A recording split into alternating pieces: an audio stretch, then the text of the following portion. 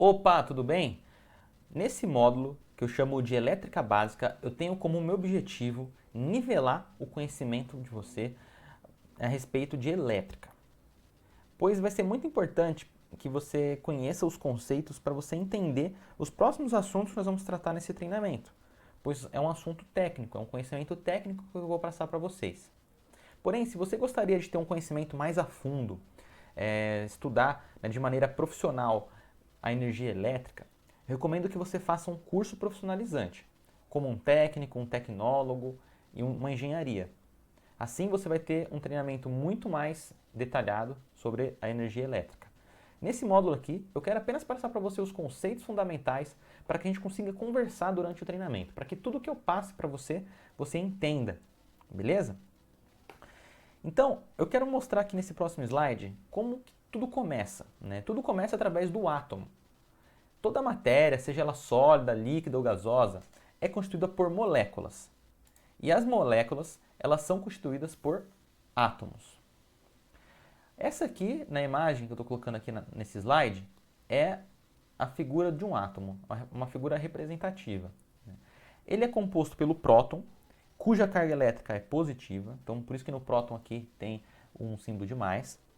O elétron, cuja a carga elétrica é negativa, por isso tem aqui um símbolo de menos. E o nêutron, que não tem carga elétrica. O nêutron e o próton, eles ficam dentro de um núcleo. E o elétron, ele fica circulando em órbita do núcleo. Então, basicamente, né, esse desenho aqui, ele é uma representação de como funciona um átomo. E vários átomos formam as moléculas, e as moléculas formam matéria, que é tudo que existe. Então, é basicamente isso. Os elétrons, eles ficam circulando, né, em volta do núcleo. Porém, existem diversas camadas aí de elétrons. Os elétrons mais distantes, né, do núcleo, eles são os que estão de forma mais fraca interligadas ao núcleo. Pois aqui, né, no átomo, existe uma atração, né, dos elétrons com o núcleo, uma força, né, de atração. E quanto mais distante está o elétron, mais fraco ele está atraído. Em alguns casos, né, os elétrons que estão muito distantes e fracamente ligados ao átomo, né, eles podem se desligar, eles podem sair do átomo. Assim, eles vão se tornar elétrons livres. Isso aqui é muito importante a gente saber o conceito de elétrons livres. Com isso, eu quero entrar aqui com vocês, né, no assunto de condutores isolantes. Né? Os condutores, eles se caracterizam, né, como um material que tem muitos elétrons livres. Vou fazer aqui um desenho, né, de representação, né, de um condutor. E ele tem muitos elétrons livres nele, que não estão mais no átomo, né, eles se desprenderam do átomo. E isso faz, né, essa liberdade que a gente pode dizer, né, essa enorme quantidade de elétrons livres nos materiais condutores, faz com que eles possam se movimentar livremente, sem nenhuma resistência, facilitando e conduzindo a eletricidade. Então é basicamente isso. Por isso que a gente utiliza alumínio, ferro, cobre, aço inox, prata, latão, silício e até o corpo humano. Né? O corpo humano a gente não utiliza, né? Mas os itens acima a gente utiliza como um condutor de eletricidade quando a gente vai fazer uma instalação elétrica. Porque são materiais que possuem muitos elétrons livres na sua composição. Por outro lado, né, existem os isolantes, que é o contrário, né, que é uma matéria, né, que é um material, né, com poucos elétrons livres. Aqui é uma representação. Esse daqui é o condutor e esse daqui é o isolante.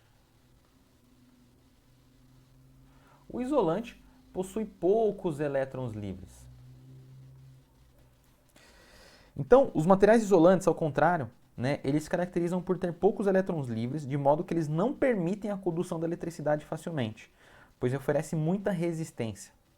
Alguns exemplos são plástico, madeira, isopor, vidro, são materiais considerados isolantes.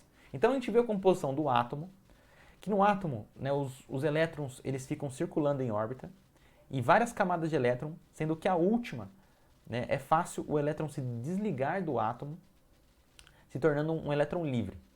E quanto mais elétrons livres, mais condutor é o material. Com isso, a gente consegue entender e começar a falar de tensão elétrica. Um elétron, quando ele está livre, ele é atraído por uma carga positiva. A gente viu ali que o elétron possui uma carga elétrica negativa.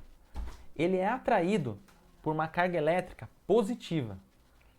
Para isso, é necessário que exista uma diferença de potencial. Eu vou dar um exemplo. Pensa, dois reservatórios de água, o A e o B, sendo que o A ele está mais cheio, que o B, e tem um tubo embaixo que liga os dois. Toda a água que está no A, ela vai começar a descer e passar para o tubo B, que vai começar a encher até que eles fiquem, no mesmo nível. Isso daqui é apenas um exemplo de como que funciona, e como que surge a tensão elétrica. A partir dessa atração, que o elétron ele sai em busca, de uma carga positiva, que ele é atraído, isso só é causado porque vai existir uma diferença de potencial. Existe uma diferença de potencial entre o A e entre o B. E essa diferença de potencial entre o A e B que a gente chama de tensão elétrica. Então, e é representado pelo V, de volts. Então a gente pode chamar aqui de VA e aqui de VB, que é o potencial A e o potencial B. E a diferença entre eles é a tensão elétrica, ou seja, a tensão elétrica é VA menos VB. E essa tensão ela pode ser contínua ou alternada. Aqui eu coloquei uma imagem que mostra as duas formas, a tensão contínua e a tensão alternada. A tensão alternada ela alterna de sinal, o valor fica positivo e negativo. Já a tensão contínua é sempre positivo. Por exemplo, esse sinal, aqui é um gráfico, esse sinal, ele é uma tensão contínua ou uma tensão alternada? Ele é uma tensão contínua, porque está sempre mantendo no sinal positivo. Ele não está indo aqui no quadrante negativo. Só que ele é uma tensão contínua pulsante. Tem a tensão contínua, que é do gráfico ali da esquerda, que é a tensão contínua constante. Agora, esse gráfico aqui,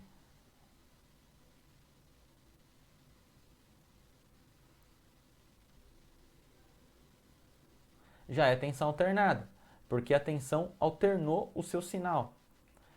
Mesmo sendo um gráfico estranho, foi só uma representação.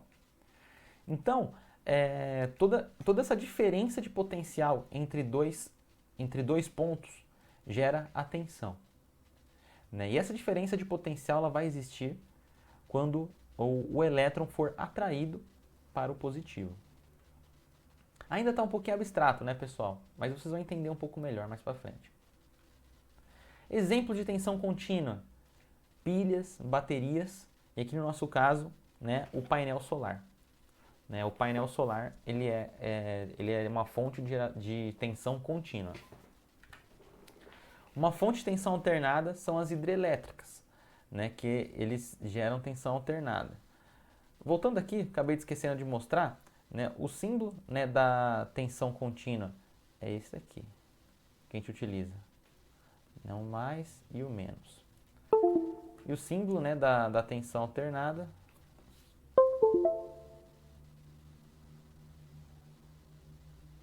é assim, num circuito, Perfeito? Já a corrente elétrica, quando os elétrons livres eles começam a fluir, existe uma coisa chamada corrente elétrica. A movimentação dos elétrons é chamada de corrente elétrica. Então, os elétrons livres que começam a fluir após existir um potencial elétrico formam uma corrente elétrica. Então, lembra do exemplo que eu passei para vocês, que tem dois potenciais, que são os dois tubos, um mais cheio que o outro? Isso faz que surja um potencial elétrico.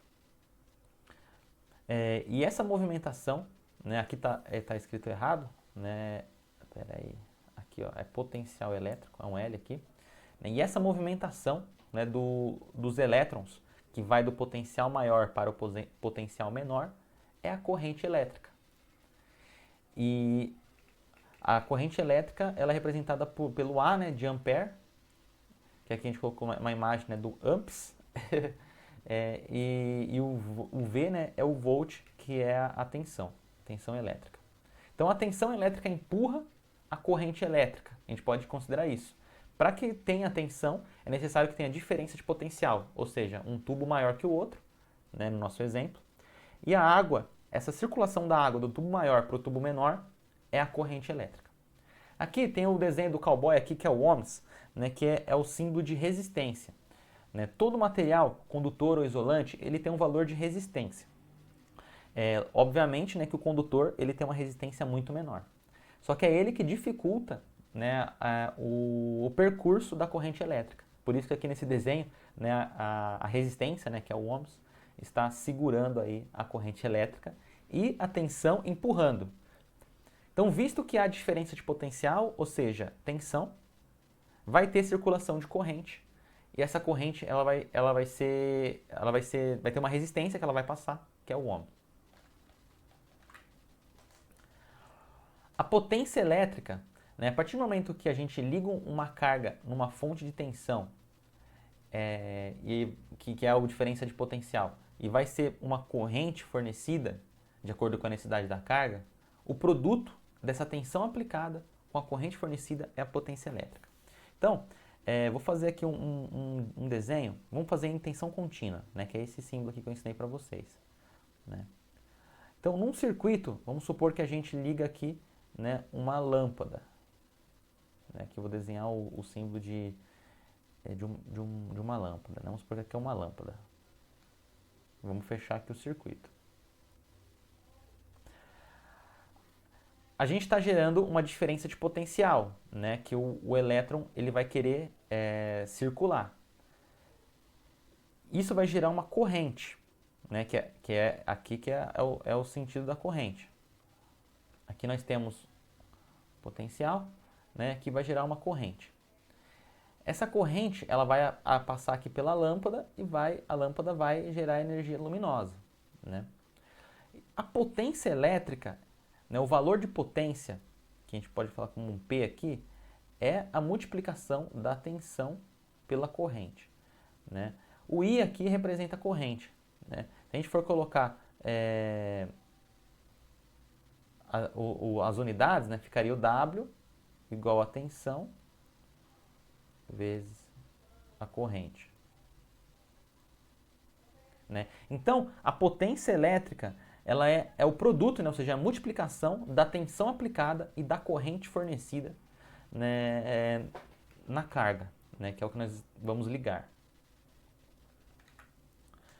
A energia elétrica é o produto da potência pelo intervalo de tempo que está sendo utilizado. Né? Então, a gente pode considerar, né, a energia elétrica como o produto, né, a energia como o produto da potência vezes o intervalo de tempo. Então, que é o watt-hora que a gente conhece, né, que é a energia, que é watt vezes hora. Então, e a unidade de tempo é em hora. E é isso que os relógios contabilizam, né? O relógio, o medidor de energia, ele contabiliza o tempo, né, que a gente deixou a nossa carga ligada. Então lembra do exemplo anterior, que a gente colocou uma lâmpada, né, sendo ligada? Essa lâmpada está consumindo uma potência, porque está tendo tensão e corrente nela. O tempo que essa lâmpada vai ficar ligada vai representar a energia elétrica. Se você tem uma lâmpada de 10 watts ligadas por 1 hora, a gente vai ter um consumo, né, no caso aí, né, que a gente está encontrando o consumo da carga, que é a energia elétrica que ela utilizou, de 10 watt-hora. É basicamente isso, pessoal. Beleza?